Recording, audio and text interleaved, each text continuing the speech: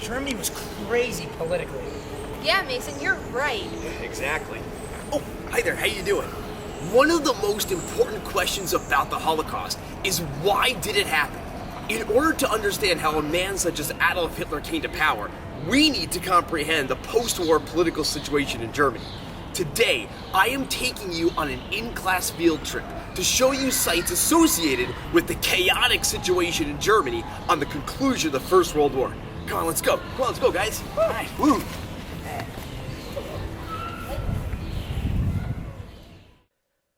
Ideological differences can divide a nation.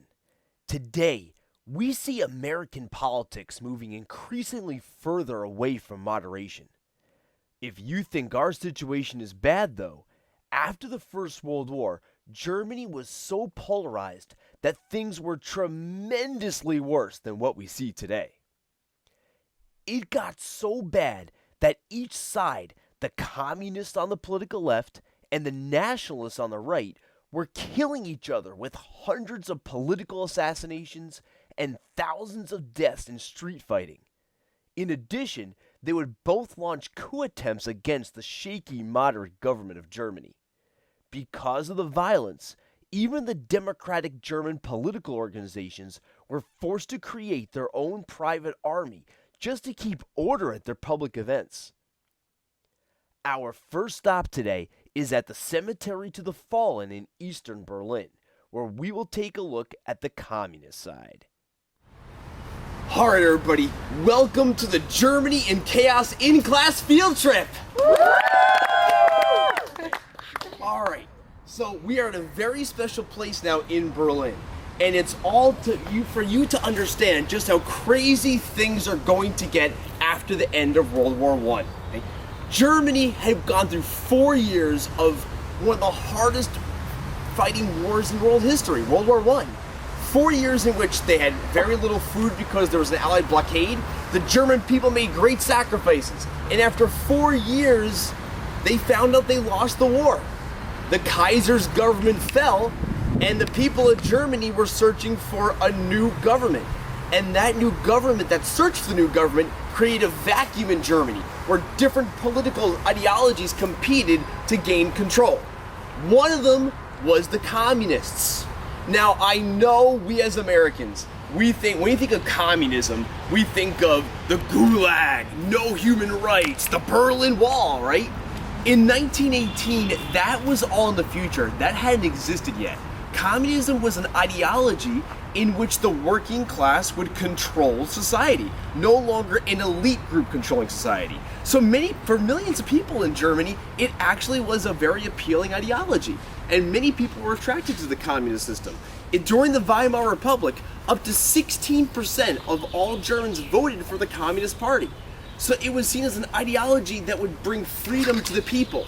You know, the horrors and the lack of rights, that's communist governments in the future at this point. In 1918, it was a very new idea, especially in a country where people weren't really allowed to exercise their rights before. So we're here today at this memorial, and I will tell you more about how the communists tried to take over Germany. Okay, our next stop on the tour is to this statue right here. This is the statue of the Red Sailor. So it's 1918. Germany had just lost the war. And the German Navy was completely intact though. The German battleship fleet, they never really risked their fleet in a battle. And so the German admirals, they decided, you know what, if the war's over, we still have our battle fleet. Let's go out into the North Sea, let's meet the British, and let's have a death battle. We'll sink as many British battleships as we possibly can before they destroy us. Well, when all the German sailors heard about this, it's like, wait a minute, the war's over. I want to go home. I don't want to die in some suicide attack. And the sailors started to rebel against their officers. They mutinied, they disabled their ships so they couldn't even move, and it spread like wildfire. Loyal troops to the Kaiser's government did try to come in, they arrested the people, and they put them in prison. But the people they arrested and put in prison, then they spread word of what was happening to all the other people in the prison. And within days, all of Germany went into revolution. It all started with the Red Sailors, the first people to rise up and say, this war is over, the Kaiser's government has failed us, we need a revolution and we need to change Germany. Within days, all the kings and the dukes of all the German states like Bavaria, Saxony, Prussia, and the whole entire German Empire fell like a house of cards. A couple days later, the armistice was signed, ending World War I. And so this is a statue dedicated to the first people that rose up against the Kaiser's government and started to bring a revolution in Germany. Any questions? Okay, let's move on. We're so good at this. Right. Now, it's important for everyone to realize, when it came to left-wing groups in Germany at this point, there's two main groups. The first was the Social Democrats, which they called the majority Democrats back in these days. They controlled the government immediately after World War I, and the Social Democrats are still around today. They are a major political force in Germany. The other faction was the Independent Socialists, and they will later on pretty much become the Communist Party of Germany. The leaders of the Independent Socialists, one of them was this guy right here, Karl Liebknecht. He was really left-wing. Karl Liebknecht helped establish the Communist Party of Germany. And in January 1919, about 8 weeks after the Kaiser's government collapsed, Karl Liebknecht and his wife Rosa Luxemburg thought this was the time to make Germany a communist country. And they had a group together which they called the Spartacus League. And the Spartacus League, this radical communist group, tried to take over Germany, but it didn't work out. It lasted a few days. Karl Liebknecht was beaten, his wife was also beaten, and both were killed in this failed coup attempt. However, when East Germany, the communist East Germany, was established after World War II, this was actually part of East Germany. And they created this park to memorialize Karl Liebknecht and what he did. So this is a plaque right here with Karl Liebknecht's name on it, and it talks about the struggle of the working class to obtain equality and control of the country themselves. Any questions here? Okay, let's move on to the next slide. On the stone is a quote discussing how the working class will triumph. So, Mr. Bushko, where are we going next? Okay, now that we've talked a lot about the communists, it's now time to show you what was happening on the other side of the political spectrum. In order to do this, we have to go to the Berlin City Palace, and I'll show you what exactly happened there 100 years ago. Come on, everybody. Woo!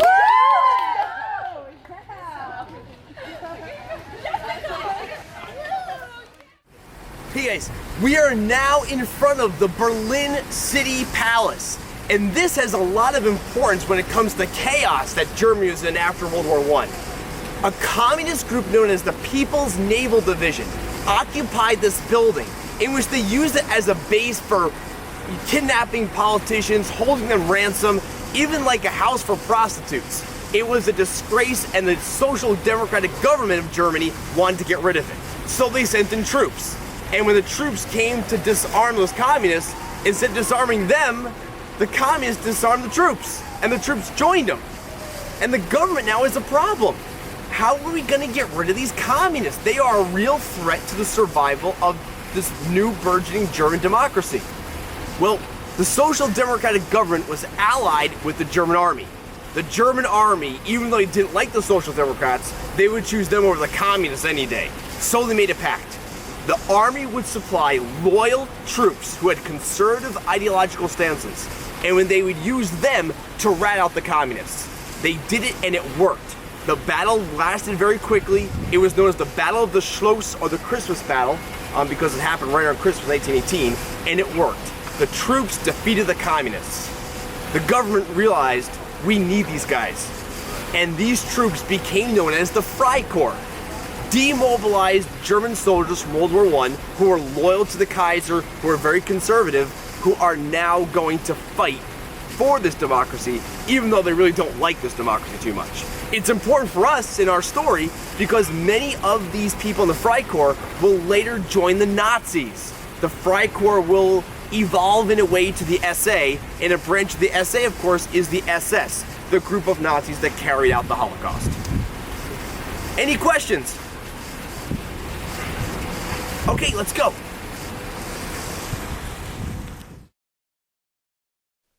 The Freikorps had its origins in far right-wing political circles that were against democratic institutions. Many of its members were also vehement anti-Semites. Several high-ranking Nazis were members, including Franz Ritter von Epp, involved in the genocide of the Herero people in Namibia during the Second Reich, and he later became a mentor to Adolf Hitler.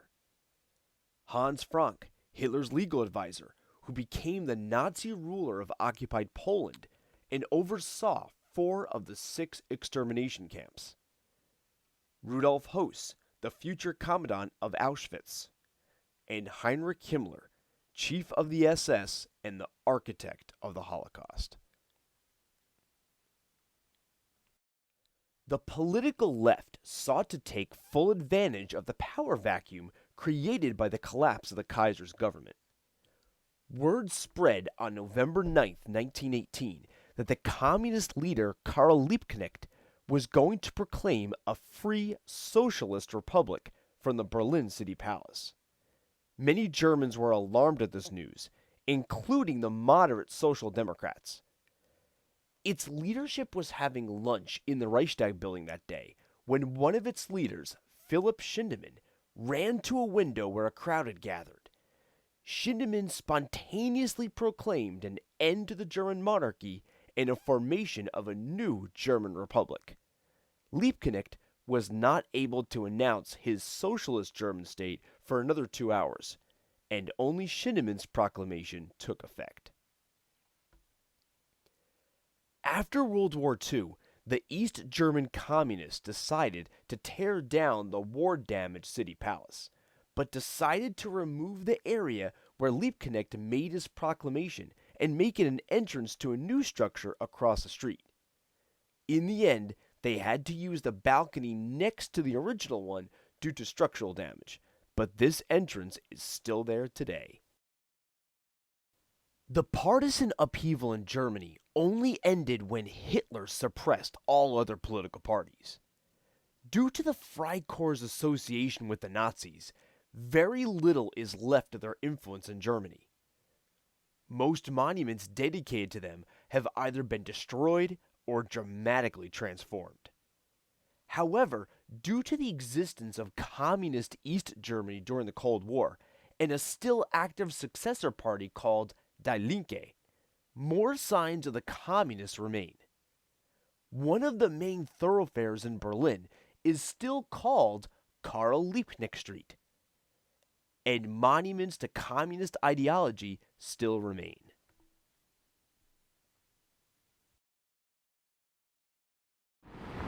So when the German Revolution and the chaotic period finally came to an end, the communists lost. Democracy at least temporarily won before the Nazis took power. But that doesn't mean communism was dead. There was a very strong communist party throughout the history of the Weimar Republic.